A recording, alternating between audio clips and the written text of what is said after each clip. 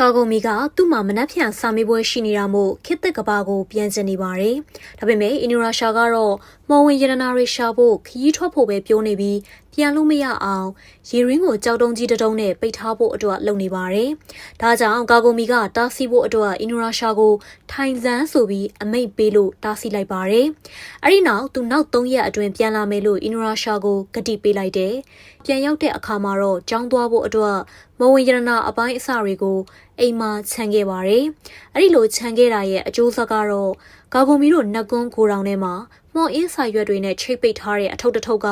မော်ဝင်ရတနာတွေကိုအာယုံခံမိပြီးလှုပ်တုပ်ဖြစ်လာနေတော့တာပါပဲ။ကျောင်းကတငယ်ချင်းတွေကကာကိုမီကိုစိတ်ပူနေကြပါတယ်။ဘာလို့လဲဆိုတော့ကာကိုမီကိုသူတို့ဖုန်းခေါ်လိုက်တိုင်းကာကိုမီကျောင်းမလာရတဲ့အကြောင်းရင်းကိုယောဂအမျိုးမျိုးအကြောင်းပြပြောနေတာမို့လို့ပါ။တကယ်တော့ကာကိုမီရှေးခစ်ကိုသွားပြီးမော်ဝင်ရတနာတွေရှာတဲ့စွန်စားခန်းခီးတွေထွက်နေတာကိုအပြင်လူတွေကိုပြောပြလို့မှမဖြစ်တာပဲကို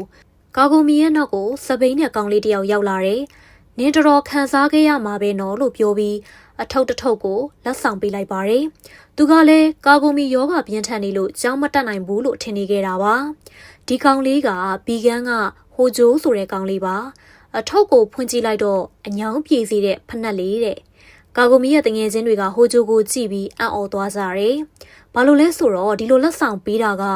ဟိုဂျိုဟာကာကိုမီကိုစိတ်ဝင်စားနေတယ်ဆိုတဲ့အတိတ်ပဲပါ။ကာကိုမီကဟိုဂျိုနဲ့အင်ဒိုနီးရှားကိုနှိုင်းကြည့်လိုက်မိပါတယ်။ရင်ကျေးတိမ်မွေးတဲ့ဟိုဂျိုနဲ့ဆိုရင်အင်ဒိုနီးရှားရဲ့အပြုအမူတွေအားလုံးက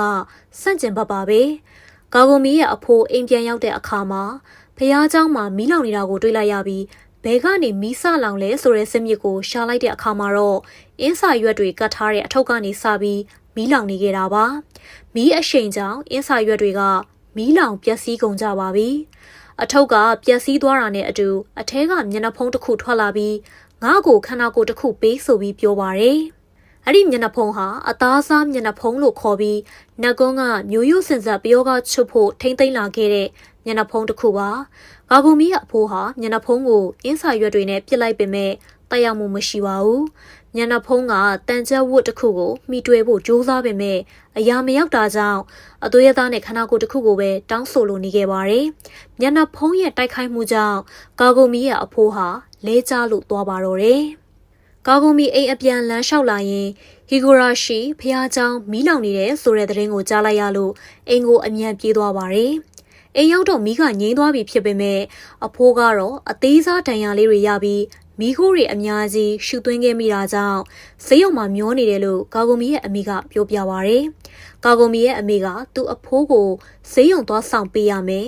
။မောင်လေးဖြစ်သူစိုးတာကအိမ်မပြန်လာသေးလို့ကာကိုမီမလိုက်လာနဲ့အောင်လို့ပြောပါရယ်။ကာကိုမီကစတိုကန်ကိုလမ်းကြည့်လိုက်ရင်စတိုကန်ထဲမှာမီးလောင်လာတယ်လား။အထဲမှာမီးနဲ့ပတ်သက်တာဘာဆိုဘာကိုမှမထားရမို့မီးလောင်မှုဆိုတာမဖြစ်နိုင်တာကြီးကိုဆိုပြီးတွေးလိုက်ပါရယ်။မိသားသမားတွေဟာမီးစားတင်လောင်ကျွမ်းခဲ့တဲ့ဖះเจ้าကိုရောင်ကိုစစ်ဆေးကြတဲ့အခါမှာ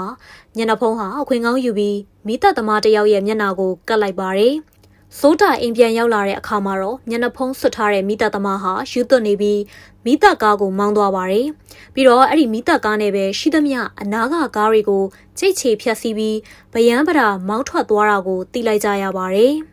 မျက်နှာဖုံးကလူတွေကိုပို့ပြီးများပူးကတ်နိုင်ဖို့အတွက်ကြံစီနေပါတယ်။ဒါမှသာသူ့ရုပ်လုံးပိုပေါ်လာမှာပါ။ပြီးတော့ပို့ပြီးအစွမ်းထနိုင်ဖို့အတွက်မော်ဝင်ရတနာကိုလည်းရှာဖို့စီစဉ်လိုက်ပါတယ်။ကာကိုမီတို့ဆေးရုံရောက်သွားကြတဲ့အခါမှာအဖိုးအဆင်ပြေကြောင်းပြောပြပေမဲ့တတိလက်မေမျောနေတော့မှာပဲ။ကာကိုမီအမေလက်ထဲမှာကင်ထားတာတွေကိုကြည့်ပြီးကာကိုမီကမေးလိုက်တယ်။ဒါဘာတွေလဲအမေဒီအင်းစာရွက်တွေကသူတတိလက်မေမျောနေတဲ့အချိန်သူ့မျက်နှာပေါ်မှာတွေ့ရတ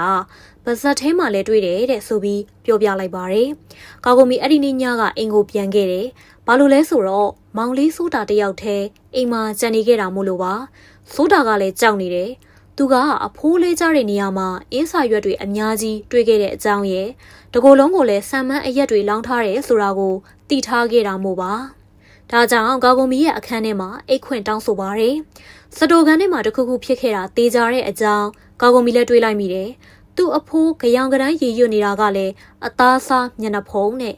ဒါကြောင့်တခုခုမှားနေပြီဆိုတာကိုသတိထားမိလိုက်ပြီးသူဒီကဘာကိုယူလာတဲ့မော်ဝင်ရတနာအပိုင်းအစတွေကြောင့်လားဆိုပြီးတွေးလိုက်မိပါတယ်။ မျိုးရဲမှာတော့ဗယံပဓာမောင်းနေတဲ့မိသားကားကိုရဲတွေကဝိုင်းပြီးတားဆီးလိုက်ကြပေမဲ့ကားတွေကမျက်နှာဖုံးတက်ထားတဲ့ရှင်စည်းလိုအရာကြီးတစ်ခုထွက်လာပြီးခန္ဓာကိုယ်တွေတစ်ခုချင်းဝါမျိုးလို့အဲ့ဒီနေရာကထွက်သွားပါတယ်။ပြီးတော့အဲ့ဒီအရာကြီးကမိသားကားကိုဆက်မောင်းလာပြီးဂါဂုံမီတို့အိမ်ကိုဝင်တိုက်ပစ်တယ်။သူ့ရဲ့ရည်ရွယ်ချက်ကမော်ဝင်ရတနာကိုရဖို့ပါ။ဒါကြောင့်ဂါဂုံမီတို့အခန်းထဲဝင်လာပြီးလူယူတော့တာပေါ့။ဒါပေမဲ့ဂါဂုံမီကဒီကောင်းလက်ထဲအပါမခံပါဘူး။သူကဥအောင်ရှူပြေးလိုက်တယ်။ဆိုဒါဟာဒီအကောင်ကြီးကိုမြင်ပြီးကြောက်လွန်းလို့မလှုပ်နိုင်ဖြစ်နေခဲ့တာကြောင့်ဂါဂုံမီကပဲချီပြီးထွက်ပြေးရပါတယ်။ညနာဖုံးကဂါဂုံမီတို့ကိုမိလူဆဲဆဲမှာငါ့ကိုပေးလို့ပြောနေတာကိုကြည့်ရင်ညနာဖုံးမှာမော်ဝင်ရတနာအပိုင်းအစားတစ်ခုကတ်နေတာကိုမြင်လိုက်ရတယ်။ပြီးတော့ဆိုဒါကိုပြောလိုက်တယ်။ရေရင်းထဲကိုဝင်ပြီးအင်ဒိုရာရှာကိုသွားခေါ်ခဲ့ဒီမှာမော်ဝင်ရတနာအပိုင်းအစားရှိနေတယ်လို့သာပြောလိုက်ရင်သူပျော်ကြီးပြေးလာလိမ့်မယ်တဲ့။ဆိုဒါကရေတွင်းထဲကိုအလင်းအမြန်ပဲဆင်းသွားလိုက်ပါတယ်။ဒါပေမဲ့ဒီရေတွင်းကနေအချိန်ခရီးသွားတာက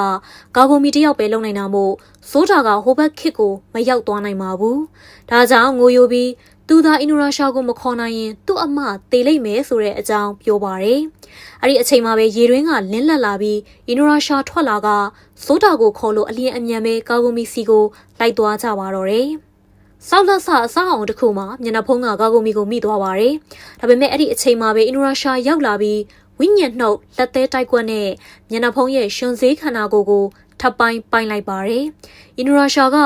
ဂါဂုံမီကိုငါကူပေးမယ်။ဒါပေမဲ့ဟိုနေ့ကငါ့ကိုထိုင်ဆန်လို့အမိတ်ပေးပြီးနာကျင်အောင်လုပ်ခဲ့တာတွေအတွက်တောင်းပန်လို့ပြောပါတယ်။ဂါဂုံမီကတောင်းပန်ပါတယ်လို့ပြောပေမဲ့တောင်းပန်ပုံပေါက်မနေခဲ့တာကြောင့်မကျေနပ်နေပါဘူး။အဲ့ဒီအချိန်မှာပဲမျက်နှာဖုံးကပြန်ပြီးအသက်ဝင်လာပါတယ်။ဒီမျက်နှာဖုံးကိုမိစ္ဆာမျက်နှာဖုံးလို့ခေါ်ပါတယ်။သူ့ကိုပြုလုပ်ခဲ့တာကမော်ဝင်ရနာအပိုင်းအစနစ်ဝင်နေတဲ့တစ်သားနဲ့ပြုလုပ်ခဲ့တာဖြစ်လို့မကောင်းဆိုးဝါးတက်တွေကိန်းဝင်နေပြီးနှစ်ပေါင်းများစွာလူသားတွေကိုတောင်းတဝါမျိုးခဲ့တာပါ